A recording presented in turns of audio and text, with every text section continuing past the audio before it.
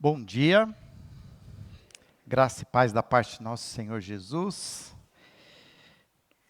Hoje encerro essa pequena minissérie, redundante, uma pequena minissérie, de 2 capítulos que a semana passada provoquei a igreja para que pudéssemos pensar sobre a nossa responsabilidade socioambiental, uma pauta que pouco falamos dentro do nosso ambiente cristão, mas que é uma realidade que vivemos em todo momento. Se você está ouvindo as notícias sobre a região sul do Brasil, novamente a região sul está passando por um momento de bastante calamidade pelas grandes chuvas que estão acontecendo na região sul. Eu estava vendo ontem à noite o telejornal e umas famílias que haviam sofrido com as chuvas já estavam novamente fora das suas casas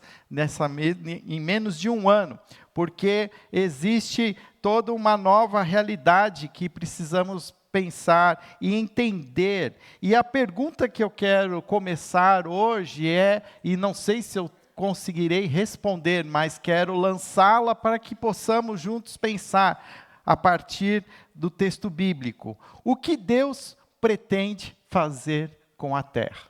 A pergunta é: o que Deus pretende fazer com a terra? Talvez eu e você, nós já temos as nossas próprias opiniões, o que nós queremos fazer. Eu passei alguns dias na praia e eu já queria comprar um pedacinho de terra lá, um chão de areia, para dizer que é meu. Mas a pergunta é: o que Deus propõe?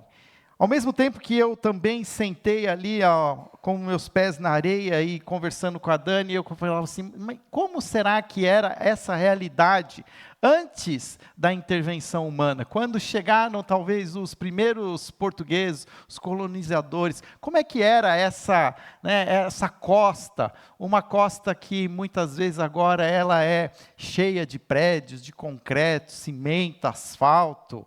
Se possível for, algumas pessoas conseguem construir um puxadinho, uma calçadinha até a ponta da água, só para não pisar na areia, mas nós, de alguma maneira, modificamos essa terra, nós acabamos, de alguma maneira, também usando a terra. Mas a pergunta é: o que Deus pretende fazer com a terra? Abra sua Bíblia no texto que está em Êxodo capítulo 23. Êxodo capítulo 23 é um texto conhecido como um conjunto de diretrizes, de imperativos, de mandamentos, muito alinhados com a prática da justiça social. E exatamente nos versos 10 e 11, nós temos ali um momento interessante que, dentro de tudo aquilo que Deus está, de alguma maneira, modelando a sua nação, o povo de Israel, ele fala algo sobre a própria terra. Êxodo capítulo 23, verso 10 e verso 11, diz assim: plantem e colham os produtos da terra por 6 anos. Mas no 7º ano, deixem que ela se renove e descanse sem cultivo. Permitam que os pobres do povo colham o que crescer espontaneamente durante esse ano. Deixem o resto para servir de alimento aos animais selvagens. Façam o mesmo com os vinhedos e os olivais. Vamos orar. Senhor, dá-nos entendimento para poder também entender aquilo que o Senhor deseja falar nos nossos corações nessa manhã. Ilumina as nossas mentes, ilumina os nossos corações. Ajuda-nos a entender, Senhor, aquilo que de alguma maneira também já propus aqui. Tentar responder o que o Senhor pretende fazer com a terra. Em nome de Jesus. Amém. Vivemos num mundo movido pelo consumo. Somos incentivados a comprar, acumular e produzir mais o tempo todo. Desculpa se eu for redundante, mas esse final de semana que eu passei no litoral, eu pensando na mensagem, então eu fiquei ali vendo algumas ilustrações muito claras. Fui para uma cidade de Ubatuba, e eles agora construíram um mall para poder ali oferecer lojas e conveniências, restaurantes, até uma roda gigante foi construída, e muito bonita. Eu e a Dani até a gente ficou assim, tentado a ir mais, acabamos optando por outras coisas, mas o fato é que conversei com a Dani e falei, Dani, imagina o tanto de gente que precisa vir aqui para consumir tudo o que está sendo oferecido. Pizza Hut, Burger King, McDonald's, sorveteria tinha umas 3, tinha loja de roupas, pão de açúcar, e isso numa cidade turística que não tem, eu fico imaginando, depois que os turistas vão embora, quem sustenta tudo aquilo?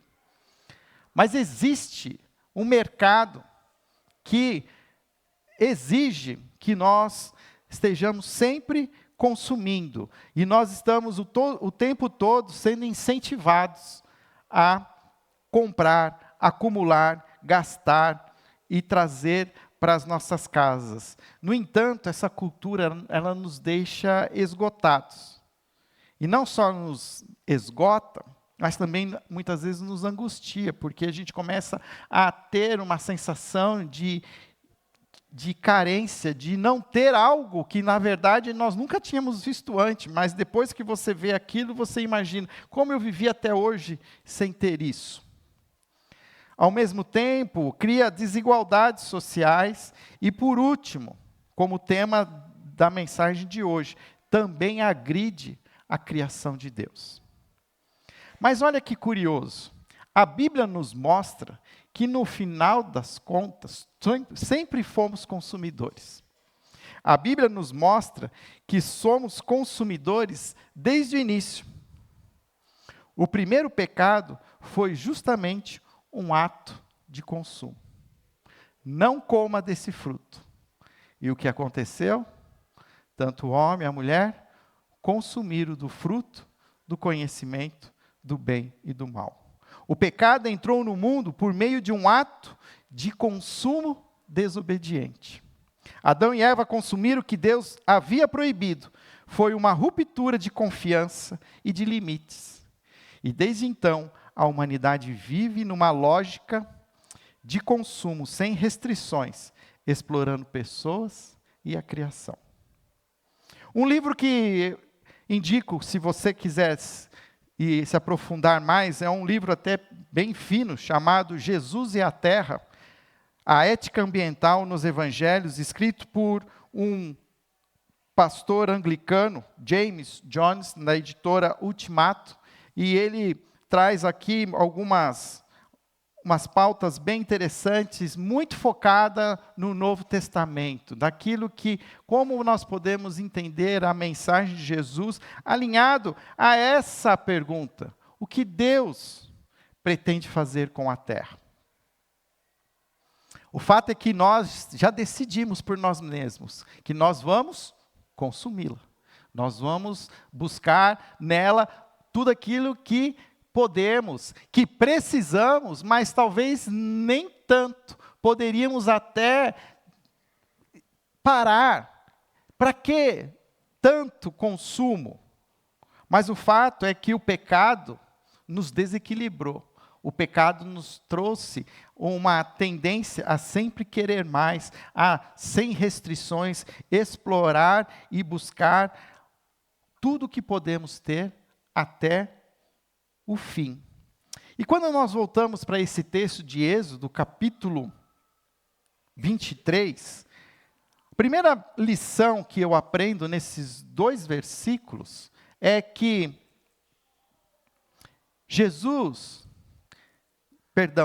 que Deus, quando fazemos a pergunta, o que Deus pretende fazer com a terra, nós podemos ver ali algumas intenções de Deus com relação à terra. A primeira delas é que Deus desejaria que a terra descansasse. O texto diz que durante 6 anos você semeará a sua terra, mas no 7º ano deixará descansar. que isso se aplica a nós? Esse ensinamento ensina sobre fé e simplicidade. Em que sentido? Que Deus propõe um ciclo de produção com limites sagrados. A terra deve descansar a cada 7 anos. Em um mundo movido por uma produtividade constante, Deus ensina seu povo a parar, descansar e confiar. Porque o fato é, ok, eu vou trabalhar por 6 anos, eu vou cultivar a terra por 6 anos. E no 7º ano, eu vou viver do quê? A pergunta, ela é sincera, mas o fato é, pela fé você vai trabalhar os 6 anos e aquele resultado vai daquela safra, da conquista da obra das suas mãos será suficiente para que você permita que a terra descanse e você viva desses rendimentos, desses recursos. Claro que esse texto foi escrito dentro de um contexto econômico de agrícola, e não mais como nós que somos uma sociedade pós-industrial. Mas ainda assim, ela traz alguns princípios que podem ser aplicados aos nossos dias, como a questão da fé e da simplicidade. Um mundo movido por tanta produtividade, Deus quer nos ensinar a parar e descansar. E também ensina simplicidade, viver com menos. Deixar de explorar ao máximo, quebrar o ciclo de ganância. Porque sempre queremos mais. Se temos um carro que nos serve e que funciona e é econômico, sempre nós vamos ver que tem um outro carro que pode ser melhor, que pode ser mais luxuoso, com mais equipamentos. E a gente fica desejando, se nós temos uma casa, queremos ter uma outra casa, com outro banheiro, uma outra suíte, uma jacuzzi. Queremos ter um espaço, como é que a gente chama lá nos fundos, as que a gente faz agora, é um espaço gourmet. Não está errado. Mas também, o fato é que a gente precisa pensar o quanto que é que eu preciso. Será que eu preciso de tudo isso? Quanto mais eu tenho, mais problema também eu vou ter para resolver. E nós precisamos aprender a achar esse equilíbrio. A instrução para deixar a terra descansar no 7º ano era um grande desafio de fé. O povo era chamado a confiar que Deus proveria o suficiente, mesmo sem plantar ou colher. E aqui nós precisamos entender que o princípio do Shabá não é apenas humano, ele se estende à terra, que mostra que o cuidado ecológico, ele também é espiritual. Porque da mesma maneira que eu vou, de alguma também assim, simplificar a minha vida e buscar ter um consumo mais consciente, eu preciso entender que existe também uma criação de Deus que precisa de descanso, que precisa de refrigério. E que não está sendo permitido que essa natureza descanse, se regenere. E é tão fascinante a natureza, porque é visível como locais que muitas vezes se permite que ela fique à vontade, ela volta à vida, ela se regenera. Mas nós sempre estamos, de alguma maneira, não permitindo que isso aconteça. Um fenômeno que acontece muito aqui na nossa região é a das queimadas. E você não sei o quanto você sabe das intenções das queimadas. Mas a intenção das queimadas, ela tem por objetivo limpar o terreno. E você já percebeu que a maioria das queimadas é em terrenos limpos, é em terrenos que não há arbustos ou árvores, mas apenas mato? Porque os donos desses imóveis, e aqui eu estou julgando, e eu posso ser condenado pelo meu julgamento, não querem que cresçam árvores, porque eles querem que aquele terreno fique vazio até que a especulação imobiliária se encontre no momento ótimo para poder vender. Porque existem critérios ambientais que impedem remoção de árvores nativas. Mas se você tem um campo, um terreno descampado, você pode construir como você quiser. E você olha pelos arredores de Campinas, vê quantas áreas que eram antigos pastos, fazendas. Por que não há interesse em reflorestar? Porque eles são terrenos que estão à espera do empreendimento imobiliário, da especulação, à espera de projetos que já estão, às vezes, há 20, 30 anos. Você acha que aquele shopping Guatemi, ele construiu naquele lugar ermo, sem entender o que ia acontecer daqui a 20, 30 anos? E a gente está vendo o que está acontecendo ali, na Chácara da Barra. Aquilo tudo está comprado, esperando pelo mercado favorável para a construção.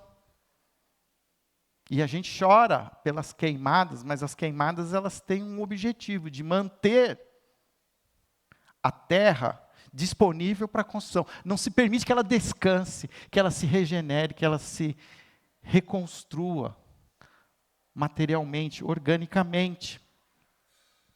Estamos dispostos a desacelerar e a confiar? Ou vivemos como se tudo dependesse da nossa produtividade? O trabalho compulsivo, sem pausas, prejudica o próprio trabalhador e o meio ambiente. E eu falo de novo, porque eu conheço a família dona do Shopping Guatemi. É uma das famílias mais ricas do Brasil.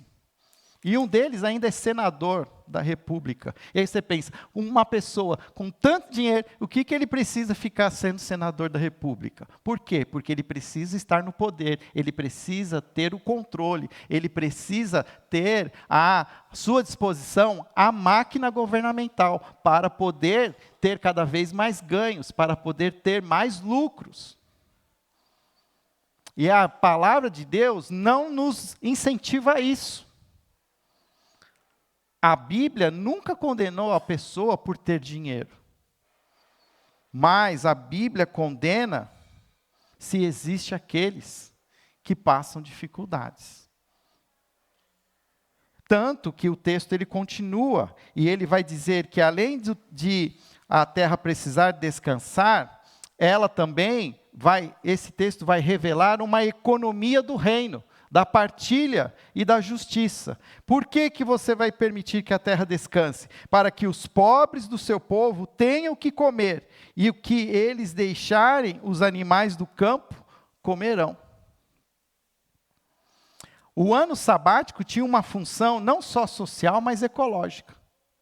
Quando você começa a olhar os textos bíblicos com essa visão ecológica, você percebe que o tempo todo Deus nunca desconsiderou a terra, nunca desconsiderou os seres vivos. Hoje nós estamos com os veteranos lendo o Salmo 100. E o Salmo 100 diz assim: todos os seres louvem ao Senhor. E se você coloca as lentes ecológicas, você vai entender que todos os seres é toda a criação. Eu e você, toda a humanidade e todos os seres viventes. Isso tem alguns textos que diz que tudo aquilo que tem fôlego, louve ao Senhor. Nós precisamos entender que o plano de Deus de redenção sempre envolveu toda a criação.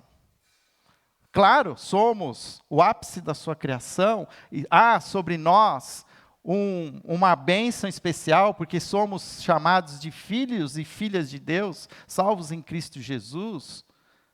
Mas isso não exclui tudo aquilo que Deus criou. Eu mesmo hoje, conversando com os veteranos, estava pensando, será que Deus criou tudo isso para que se perdesse, para que fosse jogado no lixo?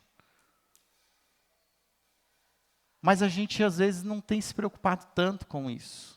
Nós ficamos muito mais preocupados com a nossa vida, com as nossas próprias necessidades, e nós não entendemos que há necessidade de, muitas vezes, de permitir que outros possam ser beneficiados. Quando eu abro mão do meu consumo, eu estou, de alguma maneira, também beneficiando que outros possam consumir, que inclusive a criação seja beneficiada. Isso reflete o caráter justo e generoso de Deus.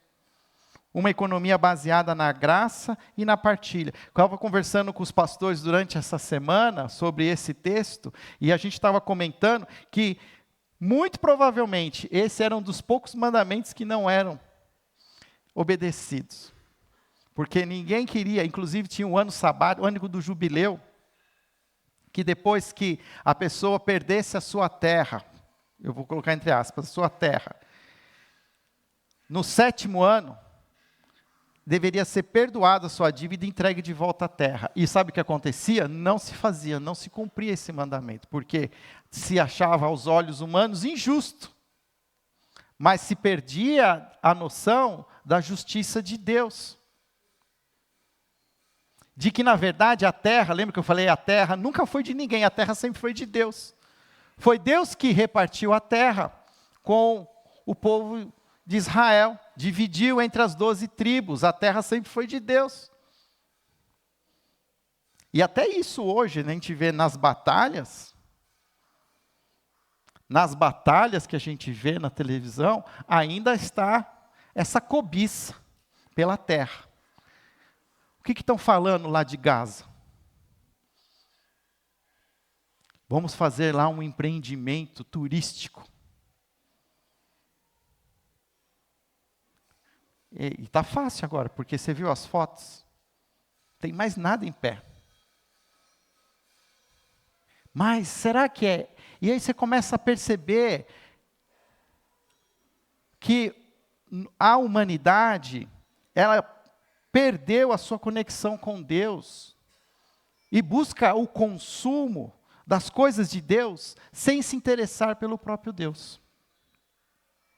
Temos deixado espaço para que o outro, na nossa mesa, por exemplo, em nosso orçamento, em nossos hábitos, ou no nosso consumo, ele exclui os mais vulneráveis. Você já fez uma limpeza na sua casa? Já tentou fazer alguma coisa, ver as coisas que você tem guardado lá? Geralmente quem tem casa maior guarda mais coisas, tem mais tranqueira em casa.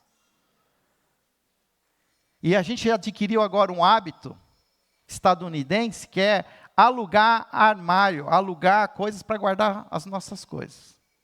Porque a gente começa a acumular tanto que não cabe na nossa casa que a gente começa a alugar espaços para guardar aquilo que a gente não precisa, que a gente comprou com o dinheiro que a gente não tinha, para impressionar as pessoas que a gente não gosta.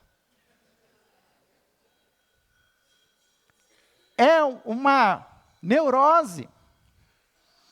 E, de fato, eu prego para mim mesmo, porque eu fico pensando quão simples eu podia permitir que minha vida fosse. Mas eu mesmo vivo comprando meia na Shopee para combinar com a cor do tênis. Compro não sei o quê para... Eu só tenho 2 pés, para que eu preciso ter 24 pares de meia? Esses dias eu falei assim, Dani, eu preciso dar uma limpa nas minhas camisetas. Todas as camisetas Hering, eu acho que as do Henrique também foram parar tudo no meu armário. E eu fico sempre na dúvida de qual usar. E é tudo Hering. Será que a gente precisa tanto? Precisa ter um consumo tão grande? Sendo que ainda há tantos com pouco. Para mim, uma das coisas mais visíveis nessa viagem que o Alain e a Monique fizeram com o Ministério lá de Bonecas para Guiné-Bissau foi ver as imagens de um continente africano de escassez de recursos. Rico, mas de escassez. Porque o fato é que poucos têm muito e muitos têm pouco.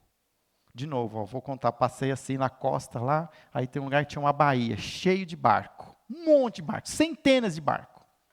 Aí eu falei para a Dani, será possível, tem tanta gente assim que tem dinheiro para ter um barco parado? Porque custa dinheiro o barco parado. Tem que pagar marinheiro, tem que pagar licença. Aí a Dani falou, tem, Fábio, tem. Eu falei, eu não conheço essas pessoas. Eu precisava conhecer. E essas pessoas, que Deus as ama, que Deus as quer perto, são pessoas muitas vezes inacessíveis pelo Evangelho. Fazem parte dos povos não alcançados no Brasil. Os que menos têm e os que mais têm. E nós sabemos que a nossa sociedade campineira é uma sociedade extremamente rica, aristocrática. que guarda o dinheiro debaixo do colchão. E o que a gente está fazendo? Como a gente pode, de alguma maneira, viver um reino que a gente acabou de cantar agora, venha a nós o vosso reino. Mas será que a gente entende o que é o reino de Deus? Qual é o objetivo de Deus? E quando ele fala, venha a nós o vosso reino, seja feita a tua vontade, assim na terra como nos céus. Olha a palavra terra. Começa a prestar atenção quantas vezes a palavra terra aparece no texto bíblico. Nesse livro aqui, Jesus e a Terra, o autor, ele diz que terra aparece 863 vezes no texto bíblico. Fiz a conta aqui, contra 499 vezes que aparece a palavra céu. Quase o dobro. E a gente se interessa muito mais pelo céu do que pela terra. Porque no final a gente quer mesmo escapar, quer fugir, quer, que as coisas se lasquem, mas eu estou bem, eu já estou salvo. Vem Jesus. Agora, você já percebeu que Jesus está demorando? É só eu que penso isso ou você já pensou isso também? Jesus já podia ter voltado faz tempo. Olha, sem brincadeira, fazendo uma conta aqui. Já tem uns 200 anos que Jesus podia ter voltado. Agora, por que será que ele não voltou ainda? Porque eu acho que a noiva ainda não se ligou. A gente ainda não entendeu. A gente está parecendo a parábola daquelas virgens, noviças, esperando o noivo, e que já gastaram todo o azeite, já estamos lá. E a gente não entendeu.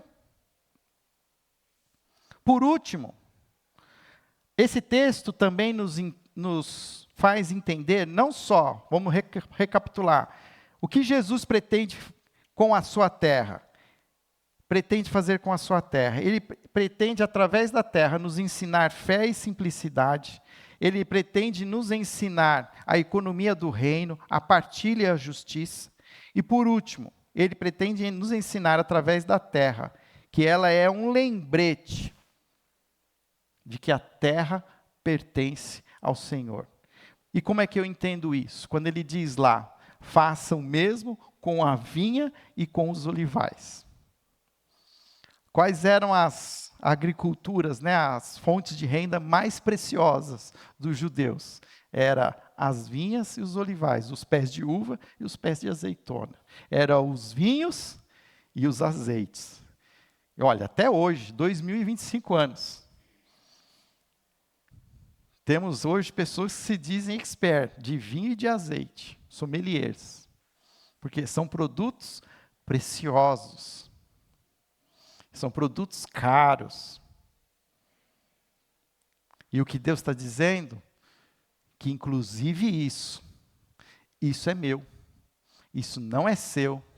E eu quero que você reparta o fino da criação com as pessoas. Curioso que quando a gente compra uma casa bem bonita, um carro bem bonito, a gente não quer deixar ninguém andar, né? Ainda tem uns caras de pau que ainda colocam um adesivo assim nas mãos de Deus, propriedade exclusiva do Senhor. Deixa eu pegar um carro desse com a minha carteirinha, eu vou falar assim, olha, Jesus está pedindo o seu carro emprestado.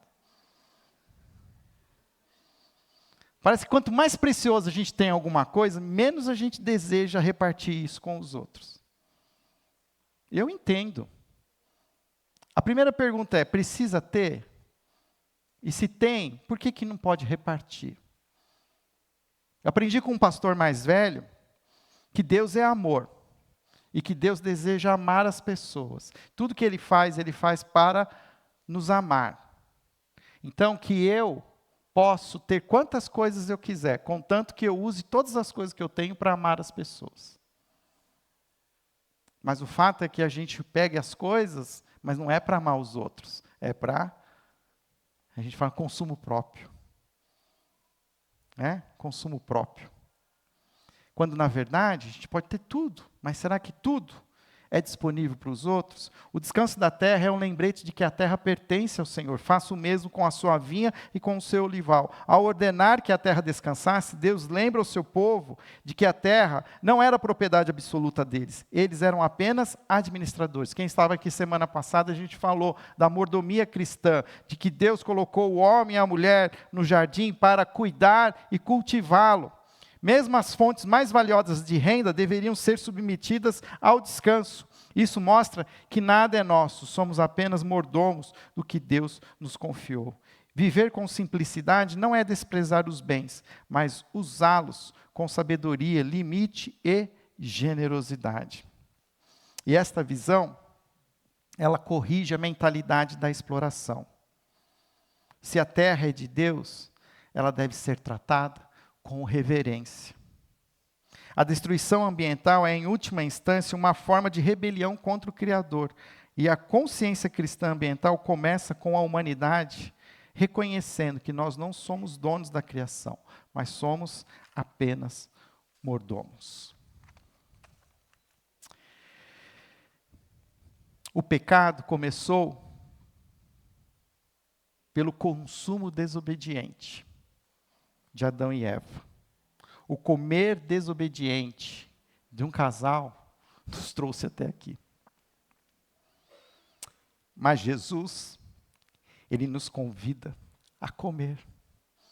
Ele não diz que é errado consumir, mas só estamos consumindo algo que não é o nosso objetivo.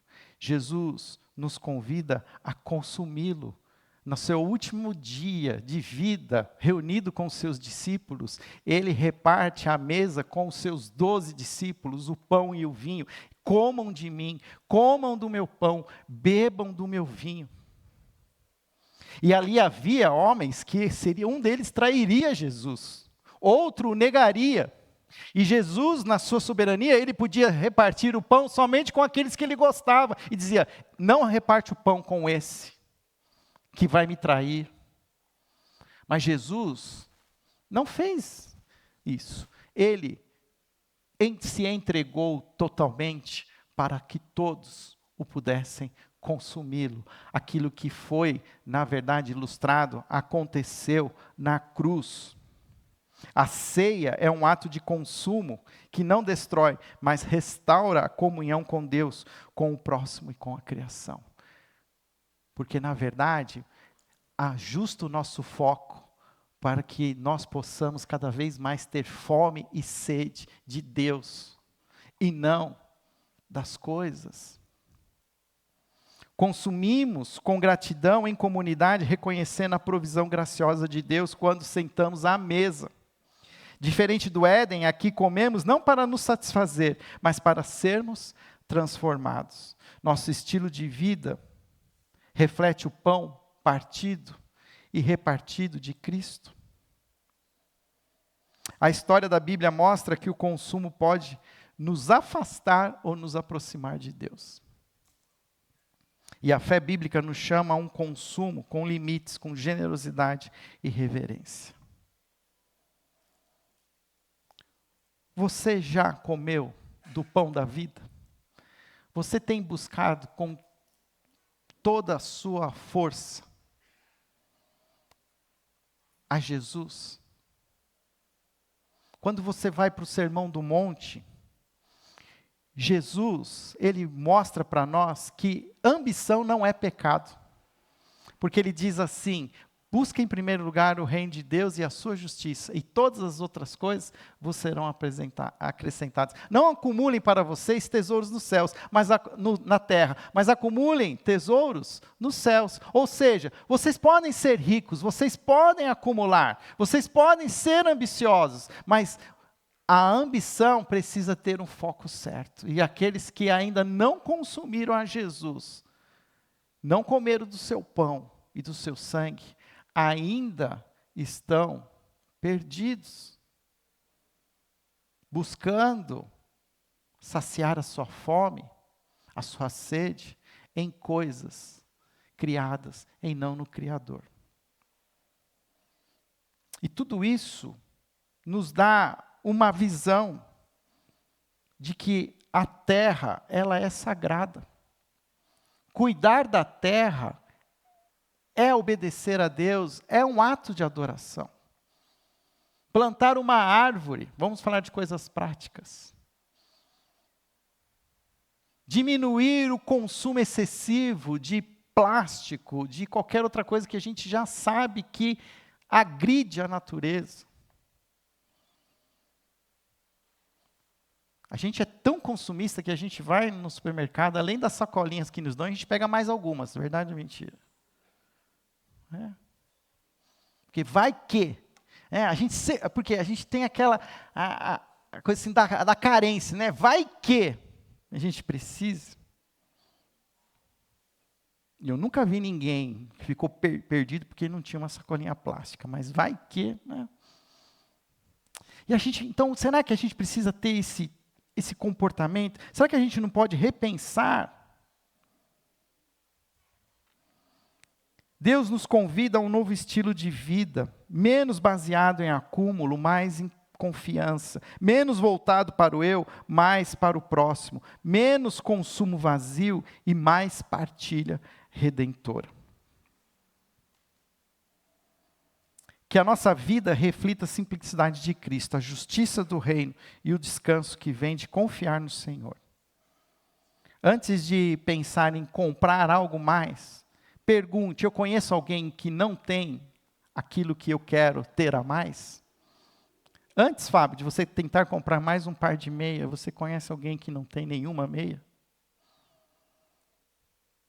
Antes de você querer comprar mais alguma coisa, será que a gente não conhece alguém que não tem coisa alguma?